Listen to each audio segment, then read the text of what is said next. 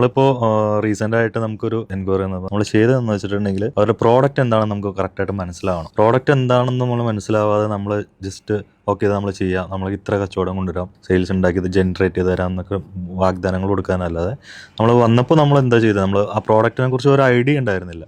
നമ്മൾ അവിടെ പോയി പ്രോഡക്റ്റിൻ്റെ ഒരു ട്രെയിനിങ് നമുക്ക് തന്നു. ഇപ്പം നമ്മൾ ജനറൽ നമ്മൾ മേടിക്കുന്ന സാധനങ്ങൾ തന്നെയാണ്, പക്ഷെ ഇതിൻ്റെ ബിഹൈൻഡ് ദ സ്റ്റോറി നമുക്കറിയില്ല. ഇത് എങ്ങനെയൊക്കെയാണ് ഈ ഒരു ഇൻഗ്രീഡിയൻറ്റ് ഉണ്ടാക്കുന്നത്, ഇത് ഫൈനൽ ഔട്ട് എങ്ങനെയാണ് ഉണ്ടാക്കുന്നത് എന്നൊക്കെ ട്രെയിനിങ് എടുത്ത് നമുക്ക് മനസ്സിലാക്കി കഴിഞ്ഞപ്പോൾ മനസ്സിലായി നമുക്ക് ഇത് പ്രോഡക്റ്റ് എന്താണ്. നമ്മൾ അതുവരെ ആ പ്രോഡക്റ്റിന്റെ നെയിം എന്താണ് പോലും നമുക്ക് കേൾക്കുമ്പോൾ അത് നമുക്ക് കണക്ട് ചെയ്യാൻ പറ്റുന്നില്ല. നമ്മുടെ ഒരു ലൈഫ് സ്റ്റൈലിൽ ഇത് എവിടെയാണ് വരുന്നത് ഇങ്ങനത്തെ ഒരു പ്രൊഡക്റ്റ്? കാര്യം ഇതൊരു പ്രീമിക്സ് ആണ്, ഒരു ഇൻഗ്രീഡിയന്റാ.